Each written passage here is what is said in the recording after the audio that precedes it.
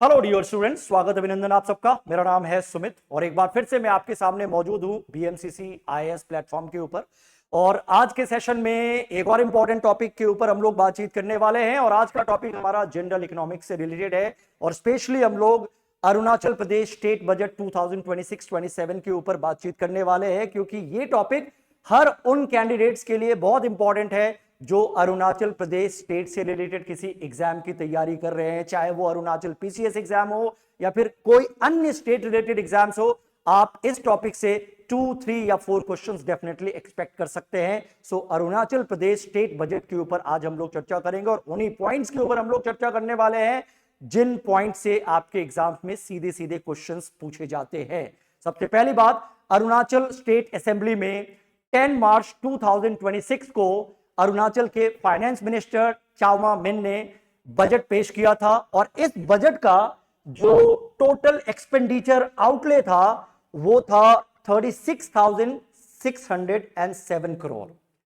ये इतना आउटले बताया गया था उस बजट भाषण में।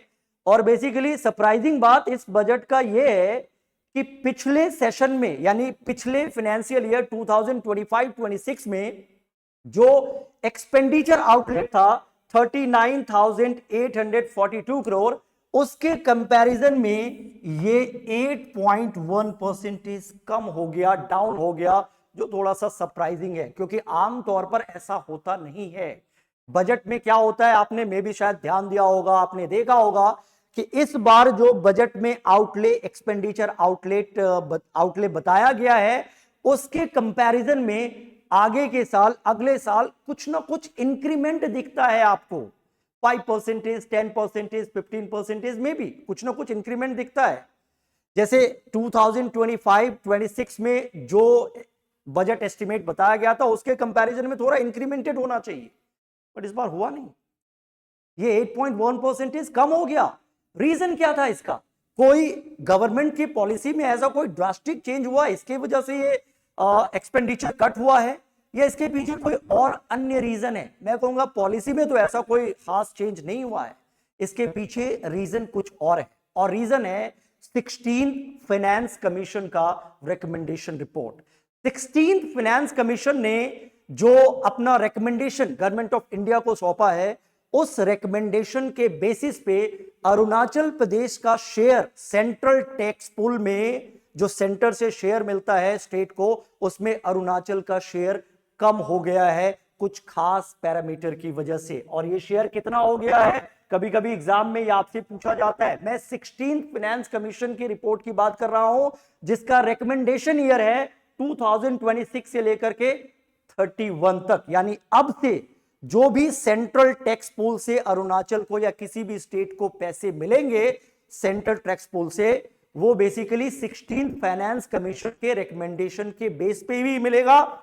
और 16 फाइनेंस कमीशन का रिकमेंडेशन ये कहता है कि अरुणाचल प्रदेश का जो शेयरिंग है वो पहले 15 फाइनेंस कमीशन के हिसाब से कितना मिलता था अरुणाचल को, 1.7% शेयर मिलता था।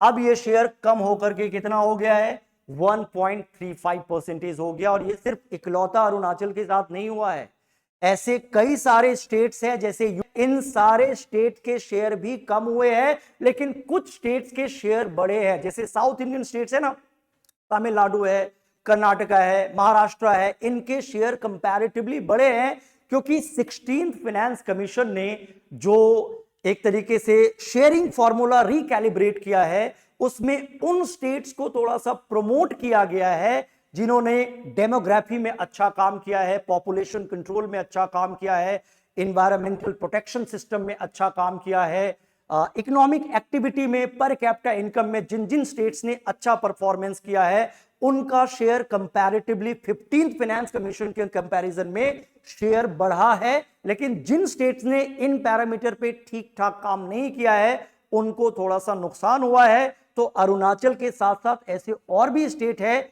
जिनका नुकसान हुआ है और मैं आपको कुछ एक डेटा दिखा देता हूं ताकि आपको बहुत ज्यादा बुरा ना लगे। बहुत सारे स्टेट का नुकसान हुआ और बहुत सारे स्टेट का फायदा भी हुआ है कुछ खास पैरामीटर के बेस पे जो 16 फाइनेंस कमीशन का फॉर्मूला रिकैलिब्रेशन का एक आधार था। तो बेसिकली उत्तर प्रदेश का आप देख लो, 15 फाइनेंस कमीशन में उत्तर प्रदेश यानी यूपी को जो शेयर मिलता था सेंट्रल टैक्स पूल में, ये 17.94% था, ये कम होकर के 17.62% हो गया, यानी यूपी का भी डाउन हुआ है।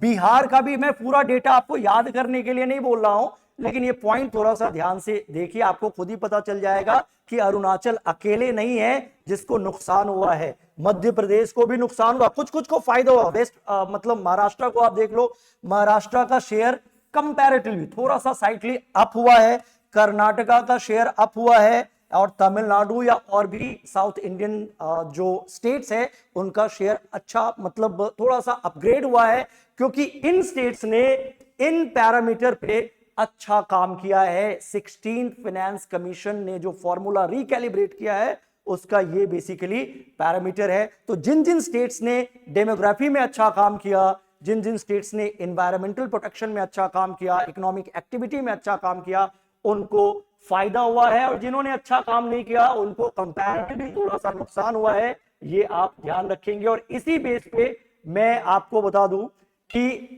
अगर वैल्यू की बात करें, अरुणाचल को कितना इस बार मिलेगा सेंट्रल टैक्स पूल से, कितना मिलेगा, तो 20,665 करोड़ मिलेगा। बजट एस्टिमेट किसकी बात कर रहा हूं, 26-27 की।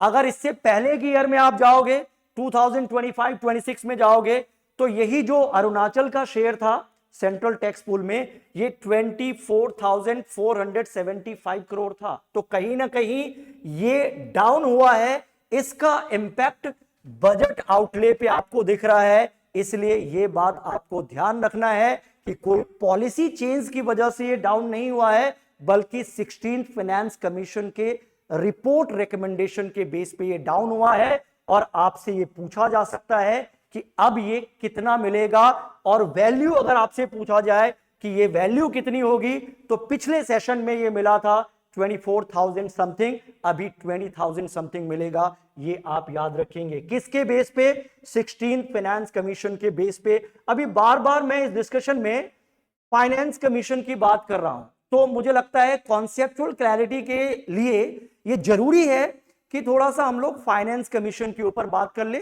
2 मिनट का डिस्कशन है, उसके बाद फिर हम लोग आगे वापस आ जाएंगे अरुणाचल स्टेट बजट के ऊपर। देखो, जो फाइनेंस कमीशन होता है ना, फाइनेंस कमीशन बेसिकली एक कॉन्स्टिट्यूशनल बॉडी है जिसका जिक्र इंडियन कॉन्स्टिट्यूशन के अंदर आर्टिकल 280 में है।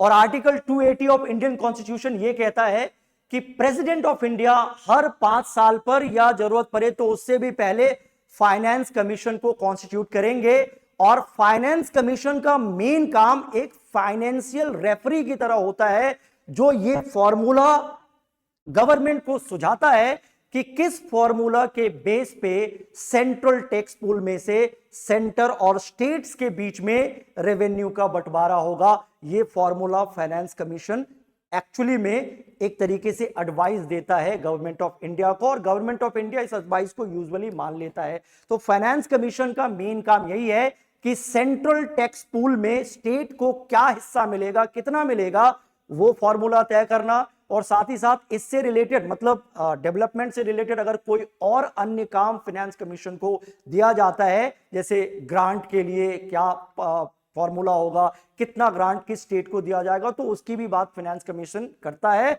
और फाइनेंस कमीशन एक कॉन्स्टिट्यूशनल बॉडी है जिसका जिक्र आर्टिकल 280 में किया गया है, इंडियन कॉन्स्टिट्यूशन के आर्टिकल 280 में, याद रखना है।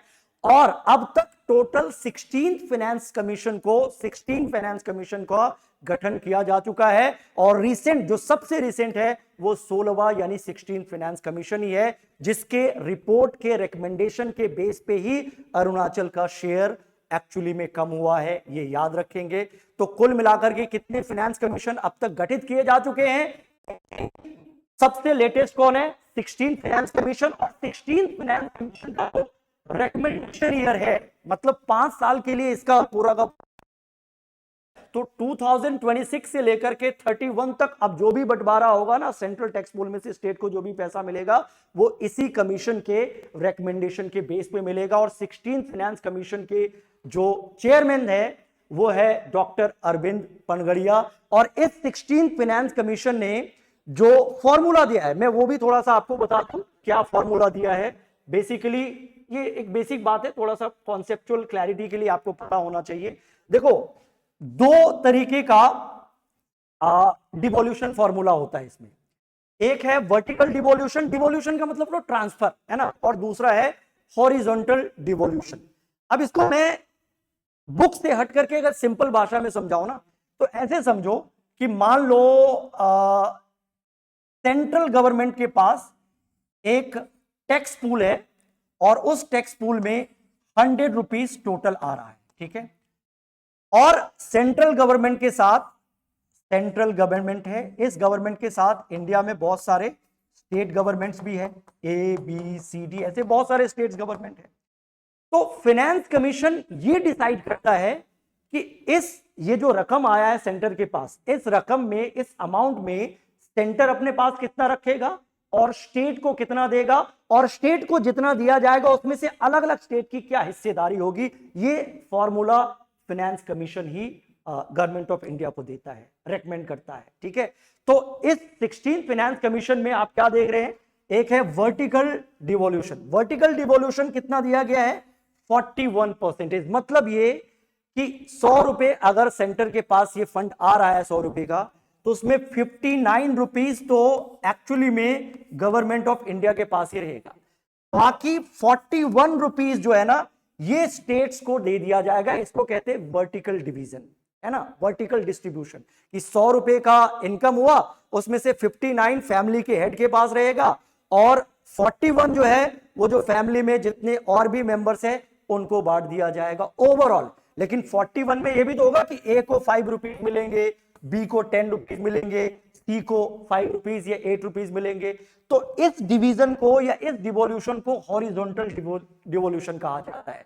तो बेसिकली 16 फाइनेंस कमीशन में जो बात की गई है वो सिंपली ये बात की गई है कि जितना पैसा आएगा सेंट्रल टैक्स पूल का, जिसमें स्टेट का भी अपना शेयर है, उसका 41% स्टेट को बांट दो, बाकी सेंटर के पास रहेगा। और 41% में किसको कितना मिलेगा, क्योंकि 41% का भी तो 100% होगा ना, इसका भी तो 100% होगा ना।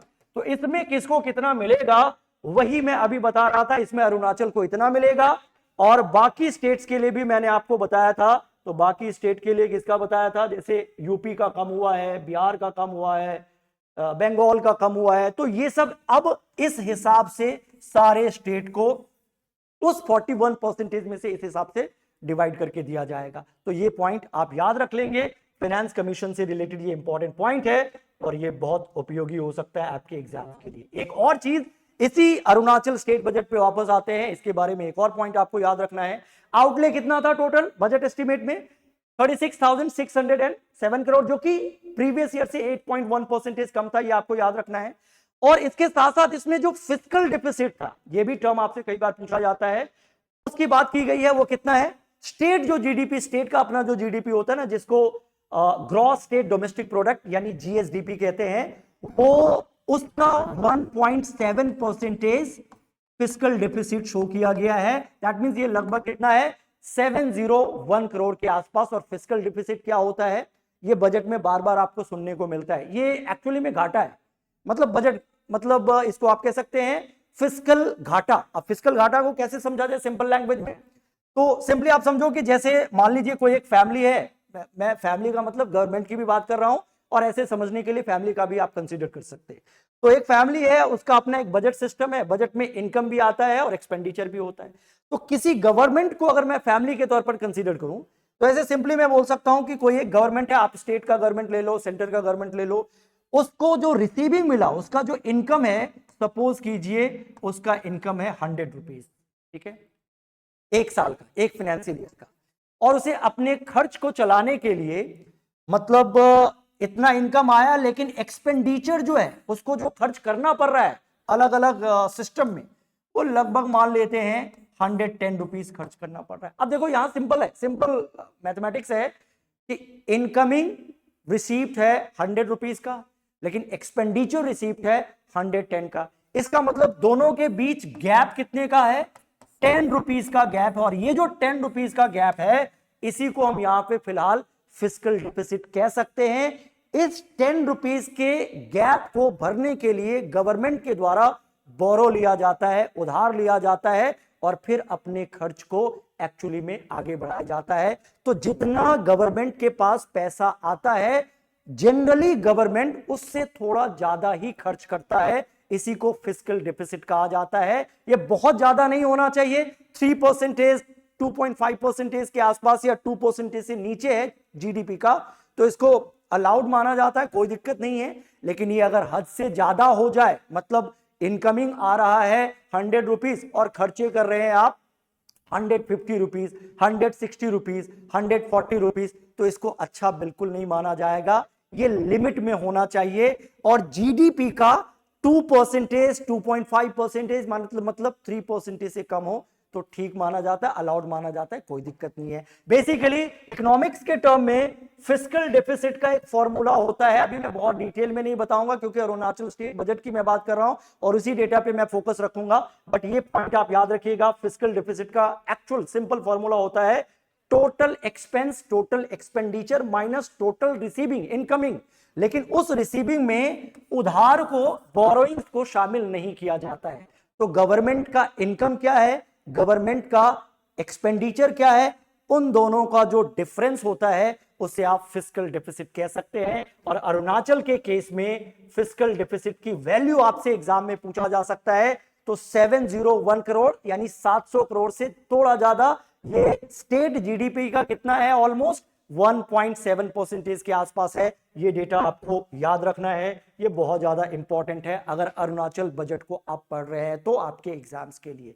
इसके साथ साथ मैं इस बजट से रिलेटेड कुछ और प्रोविजंस के बारे में भी आपको बताना चाहूंगा जो सीधे सीधे आपके एग्जाम में क्वेश्चन बना करके जिससे आपसे क्वेश्चन पूछा जा सकता है। कम से कम 6-7 ऐसे पॉइंट्स हैं जो मुझे लगता है बहुत इंपॉर्टेंट पॉइंट है, उनको आपको डेफिनेटली ध्यान में रखना चाहिए। और ये बजट स्पीच के बेस पे ये सारे पॉइंट्स मैं आपको बता रहा हूं। पहला पॉइंट, एक वर्ल्ड क्लास इंफ्रास्ट्रक्चर प्रोजेक्ट को स्टैब्लिश करने की बात कही गई है जिसपे 90 करोड़ रुपए खर्च किए जाएंगे। और ये प्रोजेक्ट है क्या, arrow city world class infrastructure project, जो अरुणाचल में एयरपोर्ट है, डोनी पोलो एयरपोर्ट होलंगी में, उसके पास इसे स्टैब्लिश किया जाएगा। एरो सिटी प्रोजेक्ट, ये याद रखेंगे, इसका जिक्र किया गया है। दूसरा, एक और जिक्र बजट स्पीच में किया गया है, इसमें यह कहा गया कि state of art convention centre बनाया जाएगा और उसे इंटीग्रेट किया जाएगा।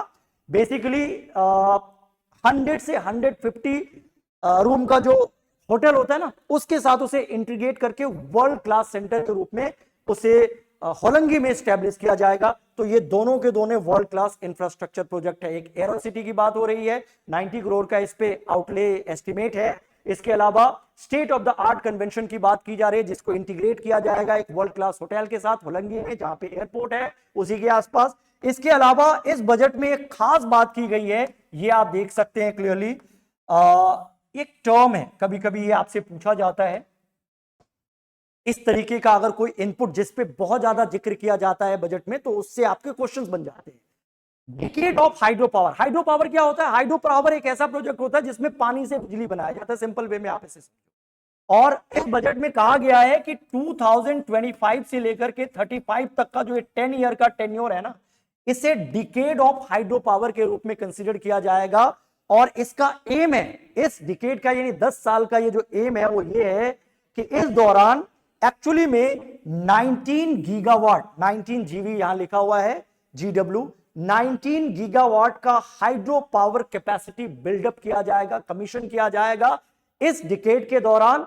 और इससे ये एक्सपेक्ट किया जा रहा है कि स्टेट में 1.9 लाख करोड़ का इन्वेस्टमेंट आएगा। इससे स्टेट का डेवलपमेंट एक अलग डायरेक्शन लेगा, स्टेट रेवेन्यू जनरेशन में भी बहुत ज्यादा बेनिफिट होने वाला है। तो ये दो तीन बात आप जरूर याद रखेंगे। पहला, एरो सिटी की बात याद रखेंगे, दूसरा स्टेट ऑफ आर्ट कन्वेंशन की बात याद रखेंगे, उसके बाद डिकेड ऑफ हाइड्रो पावर 25 से 35 को जो कंसीडर किया गया है वो याद रखेंगे, जिसमें 19 गीगावाट हाइड्रो पावर कैपेसिटी को कमीशन करने की बात की गई है। और ये ऐसा माना जा रहा है कि इससे 1.9 लाख करोड़ का एक्चुअली में इन्वेस्टमेंट यहां आ सकता है और इससे स्टेट का बहुत अच्छा ग्रोथ होने वाला है। और रेवेन्यू जनरेशन पे भी पॉजिटिव इंपैक्ट होने वाला है। तो ये 3 पॉइंट बहुत इंपॉर्टेंट है, बजट से रिलेटेड है, ये याद रखेंगे।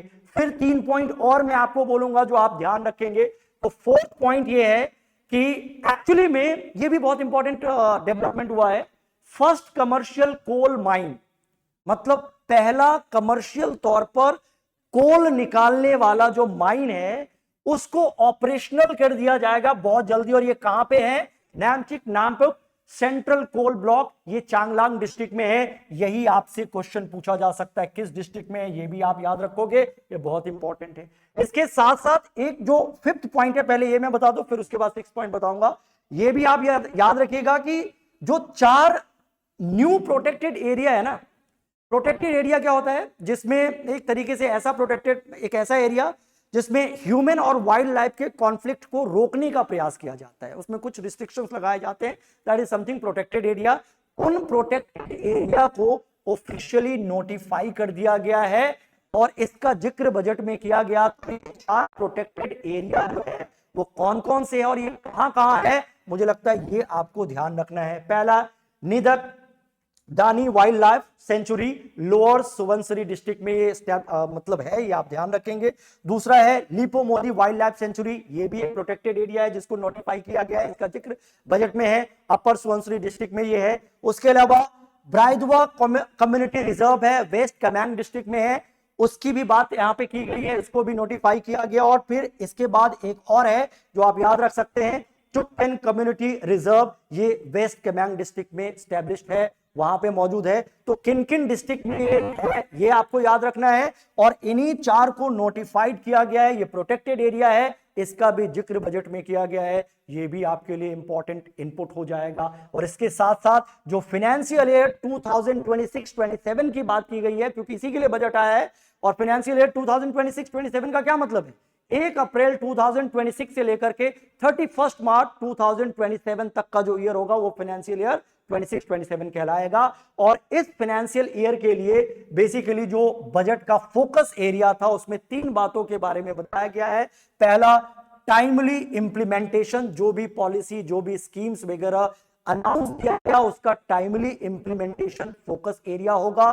उसके साथ साथ कोऑर्डिनेशन बेहतर होना चाहिए डिफरेंट डिपार्टमेंट्स एजेंसी के बीच में, स्ट्रॉन्गर कोऑर्डिनेशन की बात की गई है।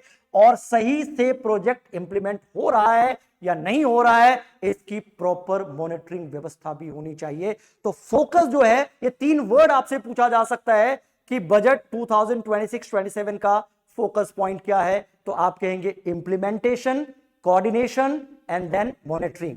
ठीक है, so timely implementation, stronger coordination and then monitoring concept को खासा तवज्जो दिया गया है। तो ये कुछ ऐसे पॉइंट्स हैं जो अरुणाचल स्टेट बजट से रिलेटेड की पॉइंट्स माने जाएंगे इन पॉइंट्स को, और इससे डेफिनेटली आपको कुछ क्वेश्चंस शॉर्ट आउट करने में हेल्प मिलेगी। और मुझे लगता है ये क्योंकि छोटा सेशन है तो इसमें बहुत ज्यादा हम बात नहीं करते हैं, लेकिन to the point, compact point के थ्रू हम कुछ टॉपिक को डिस्कस करते हैं, कुछ पॉइंट को डिस्कस करते हैं जो सीधे सीधे एग्जाम में बहुत ज्यादा फ्रूटफुल होता है। तो आज के लिए मैं बोलूंगा इतना ही, फिर किसी और सेशन में मैं आपसे मिलूंगा और किसी और टॉपिक के ऊपर बातचीत करूंगा। तब तक ऐसे देखते रहिए सेशन को लाइक करते रहिए, शेयर करते रहिए और लगातार पढ़ते रहिए और अपना ग्रोथ करते रहिए, ताकि आप अपने टारगेट तक, अपने मंजिल तक टाइम से पहुंच जाए। ऑल द बेस्ट, मिलते हैं अगली क्लास में। Okay, bye bye.